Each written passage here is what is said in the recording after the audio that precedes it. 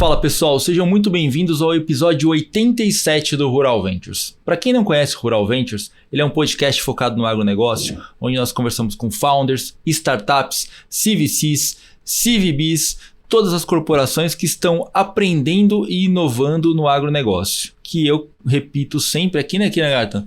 O motor propulsor da nossa economia. E aí, tudo bem? Tudo ótimo, e você? Bom demais. Então, aqui nos bastidores gravando, trazendo mais gente para conversar. Né? Quase chegando no final do ano. Quase chegando no final do ano, correndo aqui para fazer os podcasts, para deixar a gaveta, para a gente poder curtir um pouco a família também. E hoje nós vamos trazer um cara aqui que é bem inserido no ecossistema de inovação do agro, né? A gente vai ter uma visão um pouco diferente porque ele está dentro de um cooperativo, mas ele tem visão para muitas tecnologias novas, né, que chega no ecossistema deles, inovação, e então vai ser bem interessante esse papo. É uma corporação que bebe água limpa, né? Sim. Vamos dizer assim, né? Ricardo Campo, obrigado por estar aqui com a gente. Ricardo Campo, pessoal, ele é coordenador de inovação da Raizen e gestor do Pulse Hub, que fica lá em Piracicaba. Todo mundo já deve ter conhecido ou passado na frente. Quem não conheceu, por favor, vamos falar com o Ricardo aqui e visitar lá. Obrigado pela sua participação com a gente, Ricardo. Que isso, eu que agradeço o convite, uma satisfação estar aqui com vocês nessa arena de conteúdo. Né? Obrigado. Muito bom poder partilhar um pouquinho da nossa visão e fazer parte aí desse empreendimento serial, né? Exato. Mais de 80 episódios, então já um legado super relevante aí para conteúdo de quem está empreendendo, quem está inserido já no segmento. passamos o Vale de Morte, né? Olha aí. 40 episódios. 40 episódios, né? Não, eu acho que como a gente fala, né? O grande propósito, né, Ricardo, a gente está fazendo isso aqui, lógico, a gente conhece muito, a gente aprende todo episódio, mas a ideia é compartilhar um pouco da visão de todo mundo, dos empreendedores também que passam por aqui, que trazem inovação, o que eles sofrem, o que eles passam para criar alguns produtos que hoje estão sendo utilizados. E do lado das corporações, das empresas, mostrar um pouquinho de como que é a visão de validação, de teste, de como que entra, de como que você se conecta com essas startups, que a gente sabe que é um negócio totalmente diferente. E também, por que não conhecer essas pessoas que são responsáveis pela essa área de inovação das corporações, como que eles lidam com a velha economia que o Kiran diz, né? Você tem que gerenciar esse relacionamento entre o corporate e o startups, né? Então, não é que é uma conexão muito diferente, né? É uma conexão não só etária, mas uma conexão de visão e de planejamento futuro, porque todo mundo vai acabar olhando para esse negócio em algum momento, né? Mas antes da gente entrar na Raizen, no Pulse, vamos entender aqui quem que é Ricardo e como que ele chegou até aqui, como coordenador de inovação dentro do Pulse Hub, tomando conta dessa conexão, como a gente diz, né? Muito bom. Primeiro eu vou fazer um capítulo à parte, né? Eu cheguei até aqui hoje usando etanol, combustível do futuro. Legal. A Raizen está aí mirando para a transição energética, olhando o futuro da energia, então não seria diferente. Meu carro é flex, mas faço aí a bandeira do etanol de segunda geração também, que é uma tecnologia exclusiva da companhia. Mas a minha história em particular começa aí mais ou menos no agro, há quase 15 anos atrás. Eu tive a grata oportunidade de fazer parte do time de marketing da DSM Tortuga, hoje é DSM Firmenich, uma empresa que é referência em pecuária, né, e tem uma atuação nacional e América Latina. E ali eu fiz parte de um time suportando equipe de vendas, equipe técnica. Mas você não é agrônomo, né? Você me passo bem, né? De maneira empírica, adquiri muito conhecimento, né? Sempre brinco que o meu brand name ajuda, Ricardo Campo, então não à toa, acho que eu vim para o setor correto. Mas ali eu tive chance de fazer o meu kick-off, vamos dizer assim, para o agronegócio, atuando com pecuária, né, e tendo dimensão do que era o agronegócio. Aqui na Faria Lima, inclusive, né, já naquela época, e ali eu tive o conhecimento dessa realidade intensa e que demanda profissionais que queiram também seguir nesse legado, né? Então, foi uma mudança interessante de percepção. Fiquei um tempo ali, fiz um 360 nas áreas de comunicação, fazendo relacionamento com produtores, dias de campo, visita à fábrica, feiras de pecuária, que é algo muito legal, né? Que a gente vê a realidade do produtor, né? E o pecuarista é uma pessoa tradicional, mas que investe muito do seu tempo em novas tecnologias também. Na época a gente já via isso e estimulava aquilo. Depois dessa escola, eu tive o convite para fazer parte do Rabobank, né, que é uma instituição financeira global, que aqui no Brasil é exclusivamente para o setor agroindustrial. E ali eu tive uma outra dimensão, né, saindo da pecuária e indo para a agricultura e para a produção pecuária como um todo. Antes, dentro e depois da porteira, né, Brasil e fora. E ali eu tinha o desafio, dentro do time de comunicação, de suportar um programa direcionado para sucessores, que é o programa AgroLíderes, conduzido pela consultoria de Rural Banking, e contava ali com algumas experiências imersivas no Brasil e fora. Né? E ali carimbou literalmente meu passaporte, porque eu não tinha ido nem para o Paraguai. Eu tive a chance, então, de conhecer 8 países, né, com grupos de produtores, eram filhos, sobrinhos ou quem estava na linha de sucessão de seus negócios, né? Focado principalmente em workshops de administração ou de gestão financeira, mas também tendo a oportunidade de conhecer outras culturas agrícolas e locais que eram referência em tecnologia. Né? Acho que daí veio o encontro de conhecer outros ecossistemas, né? E 2 satélites, quando se chocam, né? As órbitas ficam diferentes. Né? Então foi o meu caso que fui bebendo da fonte desses outros ecossistemas, como a Austrália, Holanda, né? Uma escola em inovação. Estive no Texas, estive no Chile, estive na Colômbia vendo café e rosas, estive em Rondonópolis, em Jataí, no Cerrado Mineiro. Então foi aí um overview do que estava acontecendo fora do país também. Né? E coincidentemente, naquela época, aconteceu o deal da Monsanto, na época, hoje Bayer, adquirindo a Climate Field View. Né? Então foi algo que foi notório e começou a gerar um burburinho, né? De que havia a possibilidade de um movimento aqui no Brasil também. Né? Eu falei, olha, tem aqui uma oportunidade. E aí, nesse período, eu acabei recebendo o convite para compor o time de inovação da Raízen e, num primeiro momento, assumi a parte de Community Management do Pulse Hub. Né? Então, eu tenho uma expertise em marketing, comunicação, consigo lidar com pessoas, que é um fator importante para quem quer lidar com tecnologia e com validação. Né? Pessoas, processos e tecnologia. Né? E olho no olho faz diferença. Então, o meu balcão era um hub, era um coworking. Né? Então, a gente teve a oportunidade de começar ali uma ativação de eventos, workshops, meetups, tudo isso que retroalimenta o nosso pipe também. E depois de um ano praticamente do modelo do Hub, que atendia naquela época só a unidade de produção agrícola e de parques de bioenergia, né? A gente chama ali de EAB, o modelo se expandiu para toda a companhia. Então também foi um projeto que teve um início, né? Bem suportado pela liderança da companhia, que se expandiu hoje com atuação em todas as frentes e todas as business units da empresa. Né? Então, de lá para cá, a gente teve chance de fazer parte de um time multidisciplinar. O nosso portfólio de empresas parceiras, que são as startups que têm um vínculo conosco, né? Saiu de 7 para 58 empresas. A gente também teve a oportunidade de criar uma esteira para experimentação, mas isso vou falar mais em detalhes um pouquinho. Então, no final, essa trajetória, né, não para aqui. Né? O Ricardo Curioso também está estudando aí um pouco do tema de rastreabilidade, terminando o mestrado na Exalc, que é ali do lado. Né? Então não podia perder a oportunidade também de fechar um pouco desse ciclo, né? E aproveitar o que o ecossistema nos oferece. Legal. Muito legal.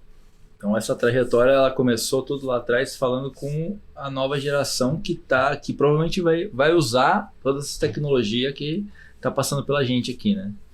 Pois é importante esse ponto porque o agro é um setor tradicional, a gente sabe das dificuldades geracionais, mas a gente sabe que existe uma cooperação dentro de grupos produtores ou de cooperativas, mas de fato quem vai suceder o legado é importante que já tenha uma abertura ao que é novo, seja num processo, seja num modelo de gestão e novas tecnologias. E o risco de adotar algo novo passa por uma mudança cultural também. Então, como você fala, o jeito de pensar, o tal do mindset, né? E não é fácil arriscar na produção agropecuária. né? Quem joga uma semente na lavoura não sabe as condições climáticas, de preço, de condição de mercado, o que vai acontecer de instabilidade ao longo do ano na economia, ou qualquer cenário de revés, de super safra em outro país, né? Ou de qualquer... Câmbio. Exatamente. Então, eu diria que eles são os exemplos de empreendedores e empreendedoras, né? Tem muita mulher de fibra aí no campo também, mas, de fato, os jovens são um excelente canal para a gente poder iniciar essas provocações, né? Mas a gente também tem que contar com a experiência e com a sabedoria de quem já está há muita geração e sabe também implementar. E como foi essa mudança? Você estava morando em São Paulo, mudou para Piracicaba, né? Quando você entrou no Raízen, como foi esse... Você é de São Paulo ou você nasceu aqui? Sim, nasci aqui do lado, na Vila Madalena. Legal. Depois tive uma temporada na região do ABC e depois fui morar na Zona Leste. Eu fiz um tour na cidade aí ao longo da minha estadia aqui. Fiquei praticamente 30 anos em São Paulo e me mudei para Piracicaba. Né? Foi esse... Já faz 5 anos. 5 anos. Foi uma transição programada, bem discutida com a família, uma decisão conjunta aí com a minha esposa e hoje com meu filho. Mas foi uma escolha acertada, hoje eu não me arrependo e é muito bom saber que existe oportunidade em cidades que são polos agrícolas, que têm aí chance de acolher pessoas que queiram desbravar esse cenário, seja em agtech, seja na área corporativa, seja na área de produção. Piracicaba aqui do lado, né? Mas se fosse qualquer outro desafio em outra cidade também, acho que seria uma mudança natural pelo fato de eu já estar há um certo tempo nesse setor, né? E faz diferença a gente estar próximo à produção. Sim. Então, quem empreende, inclusive, com recado, né? Tem que sujar a bota, né? Então, olhar a produção em loco faz a diferença, conversar com quem está ali. Então, no nosso caso, a gente está muito próximo ali da área produtiva, seja da área da raiz ou da área de fornecedores de cana. Então, foi muito legal. E Piracicaba é uma delícia. Ajuda também o fato de que é uma cidade que tem uma estrutura muito boa. E a gente fica muito feliz de ter mudado num momento que estava sendo formatado no ecossistema também. Ainda está, obviamente, mas eu até brinco que, olha, ali era mato, hoje já é um novo hub. Então, a gente tem uma densidade hoje de players, né, de agentes que estão ali e que se complementam. Né? A figura de investidores, a própria universidade ali no epicentro, né? Não estamos distantes da Unicamp, ali de Campinas, que é outro ecossistema também super relevante. Então, foi muito legal. Mas fui de Malicuia e fiz essa mudança aí. Foi uma aposta muito boa e fico feliz que tenha dado certo. Legal. E, Ricardo, deixa eu resgatar um pouquinho, vamos voltar um pouquinho. Então, como é coordenador de inovação digital da Raízen e gestor do Pulse Hub, e você acabou de falar que vocês saíram de 7 validações de startup para 58, é isso, né? Como que funciona a sua atuação dentro da conexão entre Hub, Raízen e essas startups? Porque a gente sabe que esse é o famoso Open Innovation, né, que funciona, mas é interessante a gente entrar no detalhe de cada corporação para ver como que funciona esse fluxo de entrada dessa startup. Perfeito. Essa validação, né, do produto, porque eu acho que é uma dúvida recorrente de várias pessoas que querem até implementar o Open Innovation dentro da companhia, como fazer isso de uma forma sutil para que essa startup entre e faça o seu teste e, se por acaso der certo, vai continuar dentro do roadmap da implementação, ou, caso contrário, qual que é o modelo de saída. E depois a gente entra um pouquinho mais no modelo do Pulse. Ótimo. Fazer só uma pontuação. Nós temos um modelo de startups parceiras que fazem parte do nosso portfólio. Sim. De 7 foi para 58. Ah, legal. Hoje a gente já tem uma conta de mais de 100 projetos pilotos. Pô, que legal. E desses 40 a gente conseguiu efetivar em contratações. Então melhor ainda. Então a gente vai falar de um roadmap de implementação muito maior. É isso aí. Legal. Mas qual que é o nosso desafio, né? Então hoje atuamos aí dentro de uma equipe dedicada à inovação aberta, apoiando aí as decisões e linhas estratégicas da companhia. Lembrando que a Raízen é uma empresa integrada de energia, né? Ela tem uma cultura bem sólida, um ecossistema integrado, porque a gente tem negócios do campo ao posto. Então, é um ecossistema dentro do ecossistema, vou explorar um pouquinho desse ponto aqui também com vocês, e é uma empresa que investe em tecnologias avançadas. Então, olhando todo esse contexto, a gente consegue, no final do dia, ajudar a implementar tecnologias, mas dar uma atração dentro de um volume produtivo muito grande. né? Se a gente for considerar os nossos parques de bioenergia, que são as nossas usinas, hoje são 30 em operação. Né? Em área produtiva, considerando a área própria e a área de terceiros, mais de 1 milhão de hectares de lavoura. Né? Então é muito campo de prova, de experimentação, e sem falar de outras áreas como terminais de combustível e postos da marca Shell. Então hoje o nosso time trabalha tanto de maneira proativa ou com o mandato de alguma área de negócio que nos procura. Né? As empresas que têm interesse em se conectar com a Raízen podem ir diretamente nas áreas de negócio, mas certamente a nossa porta como Pulse pode ser mais acolhedora. Né? Elas podem aplicar diretamente no site e a gente faz um trabalho de curadoria e qualificação de qual é o momento daquele founder ou daquela founder, qual que é a trilha e qual que é a maturidade do produto. Né? Então, primeiro um assessment ali, depois o time faz uma interface mesmo. Né? E dessa qualificação, hoje a gente já tem mais de 1.000 empresas, startups qualificadas ou empresas de base tecnológica, né? Algumas spin-offs. Alguns pesquisadores também estão ali, às vezes, no momento de lançar produto em mercado, que ficam nessa base. Dado que a gente tem essa base de inteligência, a gente pode seguir de maneira proativa até uma área de negócio que tenha já um mapeamento de uma oportunidade. Então, tem coisas setoriais que a gente já conhece. Sim. Conectividade, telemetria, e aí vai. Então, a gente sempre vai gerando algumas provocações para essa conexão. Né? Seja uma reunião, seja uma visita a campo. Se houver oportunidade, uma abertura, e aí o modelo de negócio da empresa também tem a fit para o modelo da Raízen, que é particular, né? É uma atuação B2B, né? Diferente de um produtor tradicional, a gente tem uma escala. Então a gente também tem o cuidado de encontrar um empreendedor ou uma empresa que tenha condições de nos atender. Sim. Né? É tentador começar um projeto em toda a companhia. Então a gente, com metodologia e com uma abordagem para que isso aconteça de maneira segura e controlada, seguimos aí talvez por uma prova de conceito ou um projeto piloto. Né? E aí a gente tem condições de estressar um pouco do desafio que se espera, alguma hipótese que você quer testar, e de fato se é o momento certo daquele empreendedor, daquela solução, ou o momento certo da área de negócio adotar.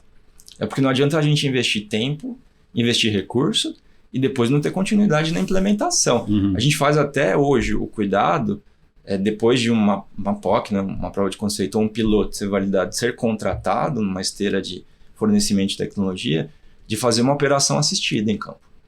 Então a gente percebeu a necessidade de... Não é nem a bancada, né? Porque o piloto ele pode estar numa região característica, por exemplo. A gente produz em Jataí, em Goiás, Carapó, no Mato Grosso do Sul, e em Piracicaba.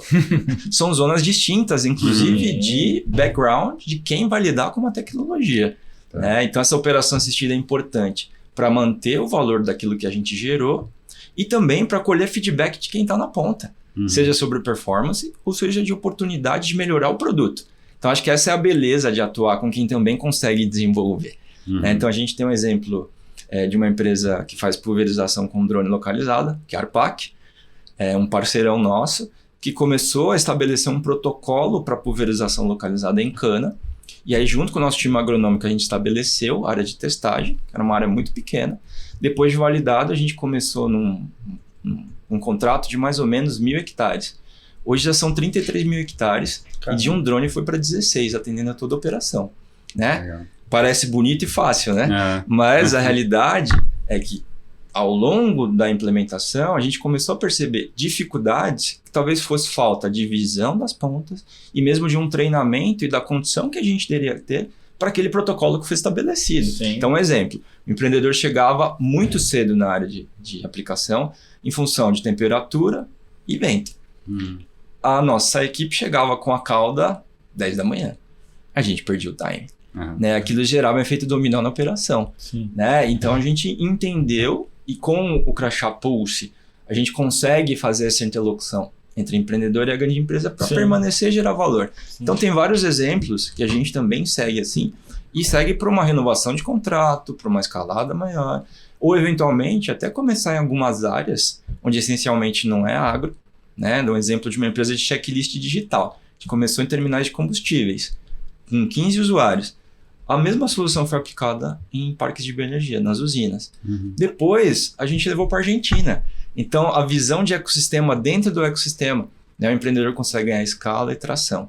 Então, voltando à sua pergunta, né? Uma vez que a gente entende um desafio, ele está mapeado, a gente pode procurar de maneira proativa ou, eventualmente, as áreas já podem indicar uma curadoria de algum player ou alguma empresa que eles já tenham visto ou interagido, e a gente pode fazer ali uma avaliação por esse olhar de inovação aberta mesmo, com esse chapéu. Você faz o filtro para ver se faz sentido validar ou não, né? Ou levar isso para frente. Né? Além do filtro, como a gente tem uma boa interação igual aqui com vocês, a gente conhece as credenciais. Sim. Né? Quais clientes estão atendendo, é investido de algum fundo, tá algum grande produtor, tem algum gap. E esse gap não é para determinar um insucesso, mas até para agir com alguma mentoria, alguma conexão interessante. Né? Então, dada essa esteira, a gente consegue também receber desafios das áreas ou, eventualmente, fazer chamadas públicas abertas. Né? Então, a gente já fez aí 3 chamadas temáticas, né? Chamada de sustentabilidade, uma chamada para energia e uma de conectividade, por exemplo, com a Vivo e com a Ericsson. Legal. A gente fez aí um movimento pró-conectividade, era uma temática muito mais ampla, né? A gente fez ali uma seleção de startups que estavam olhando para o desafio de conectividade, e aí uma delas foi a IoTag. Né? A IoTag está crescendo bastante no mercado. Na época, ela veio com uma credencial da Case IH, né? Da CNHI. E aí a gente conseguiu desenvolver um memorando de entendimento com a Case IH, dessa chamada que foi feita com outros grandes players. Conseguimos estabelecer um piloto, né? Com 70 maquinários. Então, começar um piloto em um maquinário já é muito difícil. A gente fez um esforço muito grande, mobilizando um grupo de trabalho super relevante, né? E depois de quase 1 ano e meio, quase 2 anos aí de teste em campo, com validação, feedback, pessoal da ponta, inclusive condutores de maquinários colhedoras, dando percepção, Legal. A gente conseguiu, numa tacada só, fechar um contrato com 200 maquinários. Então, isso para quem está começando, é uma vazão e um espaço para crescer de forma super rápida, né? E aí, coisa simples, né? Que eu acho que vale a pena trazer aqui para esse papo para desmistificar um pouco do deck, né? E do PowerPoint que só mostra o case do sucesso. A gente estava durante a pandemia, era muito difícil mobilizar as pessoas, a gente conseguiu fazer um trabalho à distância com esse empreendedor que fica lá em Curitiba, aplicando esses dispositivos em várias áreas da Raizen. Ele tem uma tecnologia que consegue fazer atualização de software, de firmware à distância, né? Mas o fato curioso foi, a gente fazia tudo isso em sprints semanais, né? Uma metodologia de desenvolvimento rápido. E aí um dos feedbacks foi, olha, o dispositivo está com um LED, uma luz muito forte, né? Mas qual que é o problema disso? Para quem tem 3 turnos na madrugada dentro da cabine, gera um incômodo muito grande. Porque existem outros computadores de borda que geram luz e precisam gerar alertas para tomada de decisão. Né? A nossa premissa com esse piloto era a manutenção de maquinário. Sim. Então é crucial, né? Gerar apontamento e ter uma atuação preventiva e preditiva. Cara, a solução da ponta foi super simples. Mandaram uma foto, tinha uma obstrução no equipamento. O que era? Uma meia de um condutor. Mas a meia, ela abriu um caminho, uma visão de feedback rápido. Olha, o seu produto não precisa dessa luz. Então foi alguém da ponta, com a experiência de usuário, que deu um recado e falou, não precisa dessa luz. Então, mesmo essas coisas simples, a gente consegue levando a campo, tendo feedback das equipes. Né? O legal disso é como que vocês pegam e demonstram, né? Porque eu imagino o seguinte, eu vou refazer minha pergunta, né? Uma corporação do tamanho da Raizen, com tantas frentes, tantos problemas para se resolver, com tantos olhares distintos e percepções, né? No final, como que você, responsável por essa conexão, responsável por essa validação, você mostra o impacto positivo, seja operacional, seja financeiro? Como que você traduz isso para que eles continuem inovando e continuem fazendo com que esse flow aconteça, né? É um bom ponto, porque metrificar o resultado da inovação aberta não é simples. Não é simples. E a gente conversa com outros gestores de inovações, outros executivos, mesmo empreendedores que estão já numa fase de scale-up e precisam levar isso para o board. Né? Como é que fica essa interlocução? Então, algumas métricas que a gente aprendeu a utilizar ao longo do tempo e já foi modelando isso também ao longo desses 6 anos de atuação. Né? A gente já teve a habitação do espaço, né? Então, o portfólio de startups parceiras, que é relevante. Isso por quê? No final das contas, eu estou gerando oportunidade de interação com os funcionários e com os colegas da empresa, e isso mexe com a cultura da inovação. Total. E é difícil metrificar. É super importante. Eu diria que é fundamental, né? Então faz parte do nosso pilar, né? Inteligência para antecipar o que é novidade no mercado. A gente tem uma questão de posicionamento, que é usar a nossa interlocução com o ecossistema para manter a Raizen como uma das líderes de mercado, mas a cultura também, né? Então, essa interlocução no Hub com as startups em eventos é importantíssimo. Então, o portfólio já foi um indicador, depois o número de POCs ou pilotos que a gente havia desenvolvido, a conversão disso em contratos, e depois a gente começou a metrificar, a mensurar os resultados que foram gerados. E você... de maneira antecipada, às vezes prever o resultado de uma tecnologia que ainda não foi validada é muito difícil. Você parte de uma premissa daquilo que a solução pretende resolver, e a gente aprendeu também a estar muito próximo da área de negócio. E a gente está também na estrutura de tecnologia. Então já existem algumas premissas de resultado da área de negócio que foram estabelecidas por um plano estratégico de negócio que já servem para endereçar aquilo. Legal. Né? Então seja redução de insumo, redução de horas operacionais, redução de custo operacional, qualidade produtiva, ganho produtivo e, eventualmente, até custo financeiro mensurado, por exemplo, de biomassa que a gente deixou de utilizar em caldeira, dada uma tecnologia que foi aplicada, nesse caso da startup Mirim. Então, a gente faz uma mescla né, de resultados que passam, às vezes, até por segurança do trabalhador, de soluções de tecnologia que a gente vê para evitar acidente de exposição, ou mesmo exposição de reputação. Né? Então, e impacto, por exemplo, a gente conseguiu emplacar um projeto com a Arable, que é uma startup americana, está fazendo a tropicalização da tecnologia, num fundo de impacto da Bom Sucro. E a Bom Sucro é a principal certificadora de boas práticas socioambientais de produção da cana-de-açúcar. Então, isso tem uma questão de reputação. Né? Como é que a gente pode levar uma tecnologia aos fornecedores de cana parceiros, né? Com a chancela de Bom Sucro para validar novas tecnologias. Então, acho que essa mescla toda faz com que a gente mensure resultado. Esse resultado é útil tanto para as áreas que foram até nós e buscaram as soluções, para a companhia como um todo, porque no fim a gente endereça a estratégia de transição energética e de tecnologias avançadas. Mas em números de resultado potencial, a gente já chegou a 40 milhões. E 5 milhões na última safra, que equivale ao nosso ano financeiro, nosso ano fiscal. Mas eu acho que é super importante isso que você comentou. O valor financeiro ele vem, mas tem que ter uma cultura de inovação onde não só a liderança, mas também todos os elos da cadeia incentivem isso, né? Sim. Porque não adianta ter uma meta lá em cima e top-down, mas no dia a dia ter aquele pessoal engajado a fazer isso acontecer, né?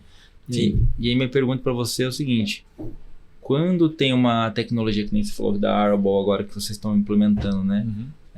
E foi validada e foi implementada, como fica a responsabilidade da implementação? Ela é do setor ou ela é sua? Tem uma expressão que às vezes é batida, mas ela é muito importante para o que a gente faz, que é o tal do ganha-ganha. E eu volto um ponto, inclusive, sobre resultados que é importante destacar. A gente vibra muito com a conquista de cada empreendedor. Seja de um deal, de uma nova conta, de um campeonato de startup, de estar expondo numa feira, porque é parte do esforço coletivo do ecossistema. Né? E, então, esse ganha-ganha, ele é do setor também. Sim. Né? Então, vestir o chapéu de Open Innovation passa, talvez, como você colocou, beber água limpa e fresca, aprender com seus erros.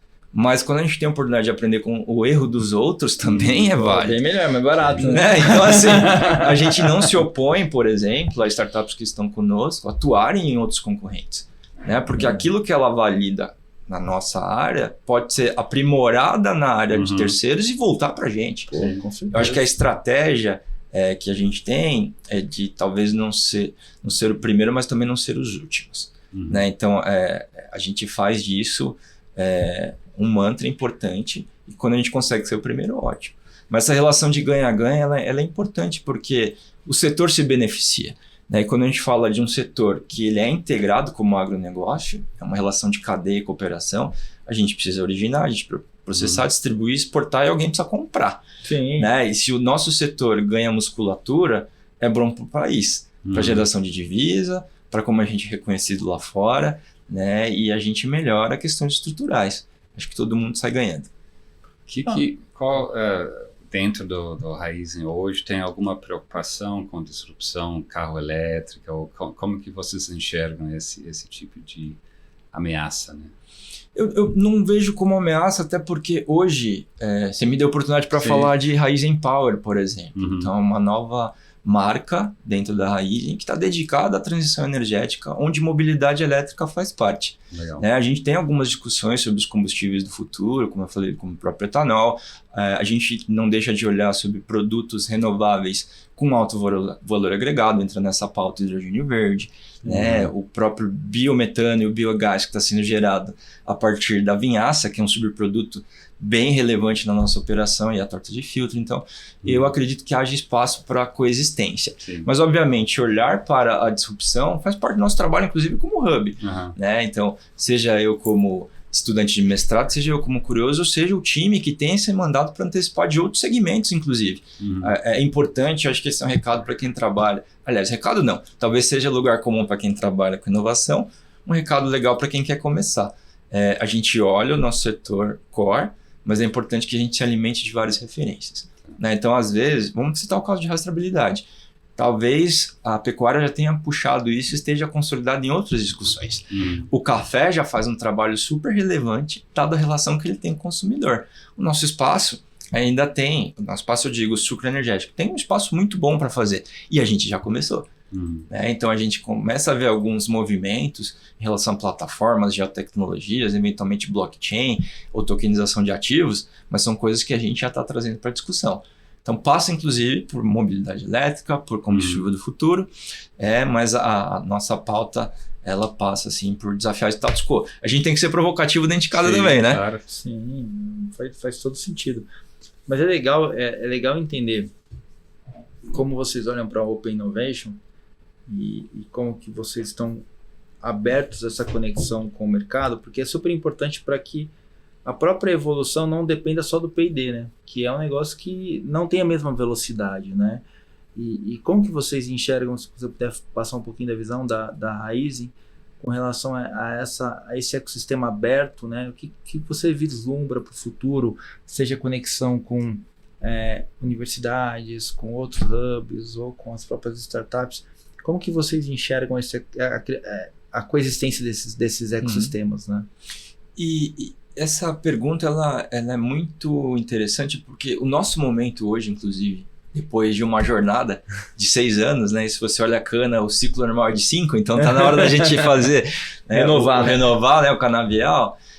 A gente tem se lançado alguns desafios, entre eles começar a ter uma interlocução maior com agentes do Brasil de fora do país, de centros universitários e de centro de produção de P&D.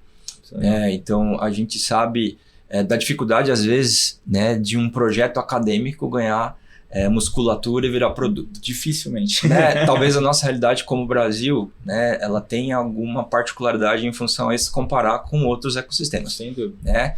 Mas acho que cabe a gente, como grande corporação, a gente como representante do ecossistema, tentar abrir portas. Né? Então, semana passada a gente estava lá em Campinas na inauguração de um centro direcionado para bioenergias que tem a chancela da Embrapi. Né? E a Embrapi é uma organização de fomento a desenvolvimento a fundo perdido, mas que incentiva esse olhar para quem quer pegar, inclusive, tecnologias de TRL mais baixo. Né? O que a gente aprendeu? Alguns produtos estão prontos para testar e implementar. Né? É o tal do plug and POC, né? E aí a gente começou a perceber que alguns problemas do nosso setor, eles talvez precisam ser desenvolvidos em conjunto. Então a gente levantou uma bandeira, um objetivo de cocriação. Legal. E aí a gente entendeu dentro da companhia também que isso leva mais tempo. Né? Então, uma empresa de resultado, a gente tem que balancear o nosso portfólio de entregas, né? E o nosso portfólio de projetos, para que a gente tenha coisas que sejam talvez endereçadas para um curto tempo, né, que resolvam dores mais prementes, mas aquilo que dê pista para a gente trabalhar com questões que levam mais tempo. Porque a gente vai criar algo em conjunto. Né? E tem muita coisa boa nas academias. Sim. E o Brasil é um celeiro de pesquisa. E é um celeiro de produção agrícola. Então a gente tem uma tempestade perfeita, né? Campo de prova, o investimento de grandes corporações, o surgimento de outros hubs. E nesse sentido, a interlocução com outros hubs também, seja no próprio bairro de onde a gente está, seja em ecossistemas onde a gente tem a presença como Raizen, ou que a gente vai procurar para tentar aprender. Então, eu vou dar um exemplo de um hackathon que a gente fez para o Shellbox. O Shellbox é o nosso aplicativo de pagamentos para transações em postos e na marca, nas lojas Shell Select, né? E a gente fez um hackathon online durante a pandemia e buscando soluções para melhorar o ecossistema do Shellbox. E o vencedor foi uma empresa de Ananindeua do Pará.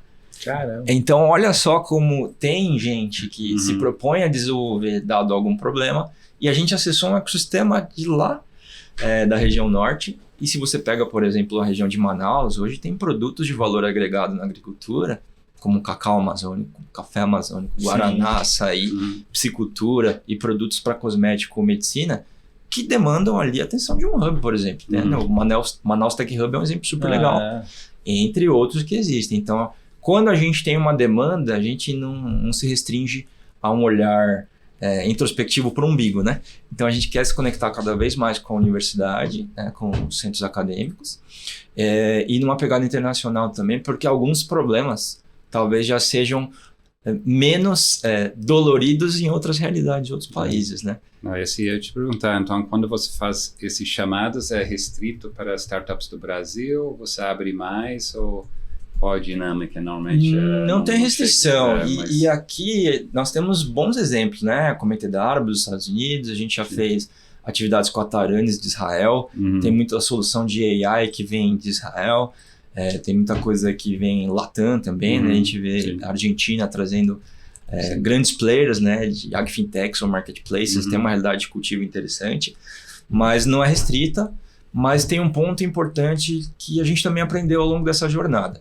Quem quer desbravar o Brasil, talvez tenha que ter uma operação mínima no Brasil. Sim. E aí, pela seguinte questão, cultura, idioma faz diferença. Né? E a gente brinca que na área de marketing tem ali os 4 P's de marketing, né? Produto, preço, prazo e promoção. Eu diria que nesse segmento tem que ter os 4 P's de AgTech, né? Que é pé na porteira e prosa com o produtor. Para justamente ter uma interlocução. Porque no nosso caso, se não tivesse alguém em campo desenvolvendo o que seria a metodologia, mas tendo chance de ir em loco, ouvir o usuário, ajustar para a necessidade que a gente tem, eu poderia fazer uma chamada em qualquer idioma para qualquer país, mas não faria sentido. Né? Então, a gente entende que o Brasil tem características estruturais e uma dimensão que permite validar muita coisa, e a gente tem visto um movimento de empreendedores de fora do país que tem vindo para cá, justamente porque a gente tem oportunidade, a gente tem uma dimensão e uma multiplicidade de culturas agrícolas. Né? Então, aqui é um lugar excelente para esse tipo de validação. Né? Então, não é restrito. A gente tem bons casos aí de empresas de fora, mas a gente entendeu que talvez essas características para uma estrutura montada, uma mínima operação montada, permitem que a gente siga a nossa metodologia, siga a nossa esteira e dê vazão para aquilo que a gente tem como objetivo. Legal. Olhando para o Pulse hoje, como um hub de inovação que conecta funcionários com as startups, qual você acha que é o grande desafio de gerir esse hub para atrair cada vez mais, não só startups, mas também pessoas que queiram participar desse ecossistema? Eu acredito que tenha um desafio aqui muito relacionado à compreensão do que é a inovação aberta, primeiramente. Né? E a gente tem esse cuidado na nossa comunicação, seja comunicação interna, comunicação externa. Isso para separar o oba-oba do trabalho. E aqui eu tomo cuidado falar isso aqui, porque às vezes a gente transmite pelo jeito descolado das startups, pelo jeito mais aberto de lidar com as relações comerciais, inclusive, de que não tem seriedade, mas tem. Sim. Cara, é negócio, é business. Né? Então aqui, entender que separar o hype da vontade de fazer algo pró-inovação. Né? Então a gente, quando vê o lado do colega raiz, funcionário, a gente entende que é necessário às vezes abordagem didática e a gente conseguiu definir, por exemplo, uma trilha de inovação aberta, porque eles consumam. Isso é legal. Né, de maneira assíncrona ou síncrona. No workshop é o consumindo. A gente gravou conteúdo, né, inclusive com o startup falando. Então a gente está numa jornada agora de ajudar, inclusive, o tal do intraempreendedorismo. Né, que são esses colegas que estão em várias áreas, em várias partes do Brasil, entenderem o que a gente faz, entenderem o que é o ecossistema e se aproximarem de maneira genuína. Né? Então, talvez não seja o meu momento. Quando surgir uma oportunidade na área, eu vou levantar a mão e vou ser o embaixador para multiplicar esse trabalho. Né? Então, aqui o cuidado realmente a gente separar, olha, tem algo realmente que a gente consiga endereçar, ou você vai consumir conteúdo e a gente pode gerar esse conteúdo de outra forma. Sim. Workshop, live e comunicação, fica até a dica para seguirem as nossas redes sociais e assinar a nossa newsletter, mas é um trabalho importante. Né? E pessoas, eu diria, do lado de fora, que querem conhecer também, e a gente é muito aberto a fazer benchmark, a fazer essa troca de conhecimento, porque a gente também aprendeu lá atrás conversando com muita gente. Então, às vezes, tem empresas que nos procuram e falam, cara, eu gostaria de conhecer o modelo, de entender como é que foi a dificuldade, e aí eu explico que não tem um manual. Cada empresa tem sua cultura, cada empresa tem a sua estratégia, mas talvez alguns aprendizados sejam comuns. Né? Então, a comunicação, entender que não é só top-down, mas de baixo para cima também funciona muito. Esse engajamento de pessoas e passa por gerar conexões genuínas. Né? Então, não é incomum pessoas que nos procuram, que já fizeram um trabalho interno de entender uma oportunidade, eventualmente de olhar até uma empresa que tenha conexão direta e vem ali com uma vontade de fazer virar. E a gente dá todo o suporte para que isso vire realidade, né? Mas às vezes não é o momento da área, inclusive para uma decisão estratégica. Sim. Mas, cara, a gente abriu uma porta, uma interlocução e acolhe essas pessoas, né? Então, cultural, né? Exatamente. Então vai gerando depois um negócio orgânico, né? E do lado de fora também tem um ponto importante que é a atração de talentos. Né? Isso é importante. E aí a marca empreendedora é importante aqui. O Pulse funciona como uma ferramenta também para atrair talentos. Né? Desde programa de estágio e trainees, ou algumas situações em que a gente encontra pessoas com perfil técnico, dada interações que a gente teve. Sim. Desde startups que passaram a trabalhar com a gente, e de outra forma também, funcionário raiz que foi trabalhar em startup para nos atender. E, cara, é um canal bem, bem legal. E existe uma dificuldade de atrair talentos no campo. Né? Então, se a gente fala hoje de ecossistema, as agtechs, ou as empresas de base tecnológica, elas abriram um caminho muito legal para atrair talento das cidades para o campo também. É importantíssimo, né? Falando desde filhos de produtores ou produtoras que vão para a cidade ou para centros urbanos, estudam, né? Levam aquela picadinha do empreendedorismo e voltam, começam a empreender. Ou pessoas que estavam na cidade e começam a ver oportunidade no campo, fazer isso também virar realidade. Então é muito bom. É um agro diferente, né? É um agro que atrai por conta da tecnologia, por conta da inovação, por conta da novidade, né? Então é um outro perfil para um outro público, né? Acho que faz todo sentido, né? E aqui tem um caso super interessante, como é que a gente apoiou também em trazer pessoas diferentes. Acho que a diversidade vem também bem como um diferencial importante para quem quer inovar. Diferentes pensamentos, diferentes realidades, diferentes backgrounds, né? Repertório. A gente começou a entender, não é incomum, um gap que existe de profissionais de tecnologia. A gente tem um time super relevante de tecnologia na Raizen, inclusive a gente faz parte desse time, mais de 800 pessoas, né? E aquele gap né, de trazer gente nova. Então a gente começou a perceber que existem algumas organizações e algumas empresas focadas no desenvolvimento de desenvolvedores ou pessoas para trabalhar com tecnologia. Algumas delas até startups, né, mas com foco em impacto, que preparam pessoas que não são necessariamente pessoas que tiveram uma formação de tecnologia ou que atuam no mercado de tecnologia. Então, neste modelo, a gente conseguiu já contratar mais de 100 pessoas, entre mulheres, imigrantes, pessoas que têm aí menos acesso às portas tradicionais das corporações, utilizando parceiros como a Laboratória, que faz um trabalho super legal para a inclusão de mulheres no mercado de tecnologia, a Soul Code, que faz um trabalho também focado a grupos que não têm acesso, e a TOT, que trabalha com imigrantes. Então, a gente consegue também dar um boost aí na cultura com pessoas que têm uma diversidade cultural, um histórico diferente, né? Então, além do agro e das áreas que a gente atende dentro da companhia, a gente começou a ajudar num programa chamado Meu Primeiro Emprego na Raizen Tech. É um programa grande, mas que é bem acolhedor, a gente fica com o coração quentinho de ver as pessoas que estão lá com a gente, que passaram por essa esteira aí. Que bom. Em termos de investimentos, tem algum apetite dentro para criar um corporate venture capital, de investir no equity desses startups, ou esse não é um tema que... O nosso modelo é de free equity. Então, assim, a gente vai muito na linha de experimentação, de conhecer as novas tecnologias, mapear mercado. A empresa já tem feito alguns investimentos, principalmente na área de energia, isso são... Mas M&A, né? E são divulgações já publicadas, assim, para uma área específica. Existem discussões, né, do modelo CVC, a gente vê que outras empresas têm estabelecido, o VB também, né, o Venture Build a gente já tem acompanhado, estudado, e são estratégias que a gente tem olhado com carinho, mas nosso modelo é testar, criar essa densidade e conseguir emplacar para trazer como uma nova tecnologia homologada pelo Pulso, pelo time de tecnologia. E eu queria te perguntar um negócio, dado que tem etanol de segunda geração, tem várias formas de você reutilizar tudo que é produzido na cana, né? Como que vocês, se vocês estão olhando, na verdade, para dentro do sistema de economia circular hoje, que é tema de várias frentes, né? E a gente sabe que a cana... Pô, eu morei em usina, eu morei 8 anos em usina, eu sei quanto que é reutilizável tudo que a gente consegue produzir da cana. Vocês têm olhado para isso? Como que vocês estão olhando para isso?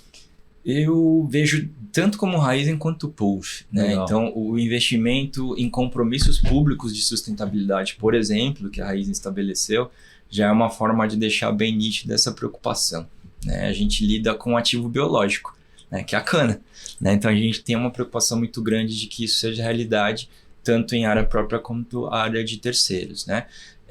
A Bonsucro é um exemplo disso também, e dentro de um programa chamado Elos Raizen, a gente também segue com boas práticas de produção para fornecedores parceiros. Então, existem demandas, né, das áreas de negócio. Quando eu falo área de negócio, pode ser área rural, área agrícola, de agronômico ou de negócios agrícolas, para que a gente veja essas oportunidades, né? E no ambiente produtivo industrial, que são os parques de bioenergia, a gente tem geração de subprodutos, né? Subprodutos como a cinza de caldeira, como a própria vinhaça, como a torta de filtro, que já é utilizada na operação, seja para processo de fertilização, processo de geração de biogás agora, né? Sim. Planta de guariba, a gente já está aí com um plano de expansão. Mas como push também a gente é demandado para ver o melhor uso desses subprodutos ou coprodutos, né? Então, desde o uso da vinhaça, compactação de vinhaça, uso de cinzas, uso de biomassa. Então, é algo que a gente olha assim, reuso de água, né, no processo produtivo, e mesmo outros subprodutos que a gente possa entender que possam ter utilidade, né? Então, sim, a gente olha com atenção para a economia circular, né? E a pegada sustentável está presente ali no nosso negócio também. Muito bom. Ricardo, infelizmente nós estamos chegando ao final, passa muito rápido, né? Mas antes da gente finalizar, cara, eu queria entender um pouquinho onde você você é um pesquisador, onde você se atualiza, onde você consome informação para estar atualizado perante todas as inovações que vêm do agro, ou não do agro, que são off-agro, mas que atingem um agronegócio de alguma forma, né? Para a gente poder compartilhar com quem ainda está nos escutando. Legal. Eu tenho um pouco de mídia tradicional ainda, né? Legal. Eu gosto muito ainda de compartilhar, inclusive, conhecimento em mídia impressa. Então, Plant Project é uma revista que eu tenho o maior carinho, né? Contribuo ali com alguns textos, inclusive. Legal. E ela traz um aspecto de cultura, gastronomia, tendência e inovação que é muito bacana. Não é só para fazer merchan, não, mas eu acompanho o trabalho. Né? E falando de Datagro, que está por trás do projeto, Nastari, né? Um abraço. Isso. Ia puxar justamente para um evento que vai ser um marco aí de atualização, né? A gente se encontrou lá no lançamento, que vai ser o GAF, né? O Global Agribusiness Festival, né? Então, acho que é uma forma de se atualizar, estando em eventos também e tendo conexão com pessoas. Mas além da revista, gosto das mídias digitais, né? Então, eu sou LinkedIn Heavy User, né? E fiz uma curadoria de perfis e acho que aqui passa desde grandes corporações, outros canais, grandes marcas, Brasil e fora, mesmo founders e VCs. E ali na sua timeline pode ter um conteúdo muito bacana da realidade do dia a dia, né? Então, tem muita coisa que você precisa separar o joio do trigo, né? Mas é um canal muito poderoso. E em termos de conteúdo mais dinâmico, sobre economia e agronegócio específico. É um parceirão nosso aí, que é o Luiz Sá, né, que está com o projeto do AgFeed também, trazendo muita coisa legal. Lula. É isso aí. Então são conteúdos que me ajudam no dia a dia. Como pesquisador, eu descobri o Google Scholar, não conhecia. Não sei. Cara, é uma ferramenta muito legal. Dependendo da pesquisa e o tema que você vai colocar, dá para acessar papers do Brasil e de fora, né? Então, quase que uma Alexandria em tempo real. E eu descobri muita coisa estudando e acessando essa ferramenta. Então, para quem precisa procurar um novo tema, uma ferramenta muito bacana. E free. E o chat GPT? A gente já usou aí alguma vez também, né? Não dá para deixar, né? Mas é isso aí. Eu fui no evento da Microsoft sobre inteligência artificial, que o gringo veio para cá, para o Brasil, e ele falou que o Brasil é um dos países que mais usa chat GPT. Com certeza. Que está à frente de outros, mas usa muito com a visão profissional. Diferente de outros países que não conseguem olhar para essa visão profissional ainda. Então, acho que isso é um avanço perante a facilidade do brasileiro se adaptar, né? Eu acho que o brasileiro é um pouco mais engajado com adaptações, né? Você que é gringo pode falar. Não, eu acho que é isso mesmo, de tentar ver coisas diferentes, não tá tão preso no quadrado. Né? No quadrado, na rotina, histórica. Então. Isso é legal demais. Ricardo, obrigado por participar com a gente e comentar um pouquinho do que é a sua história de profissional, né? Parabéns por toda a sua jornada. Obrigado. De explicar pra gente um pouquinho desse ecossistema da Raiz em volta do Pulse, de como vocês se comunicam, de vocês conectam com os funcionários, com as startups, como que funciona esse processo de implementação das startups lá dentro, que eu acho que é super importante. E no final mostrar que é válido a corporação fazer todo esse trabalho, né? Sim. Porque tem geração de valor e geração de riqueza cultural, não só cultural e financeira também, cara. E pessoal, obrigado vocês que estão nos escutando. Não deixem de curtir, de dar o joinha lá no YouTube, no Spotify, dar review, compartilhar e nos sigam ali no Instagram, rural.ventures, e também bmc.news. Todo domingo às 7 da manhã, Rural Ventures está lá competindo com o Globo Rural, gente. Mudem de canal e assistam a gente. Kiran, até a próxima aí. Valeu, Ricardo. Valeu, obrigado turma.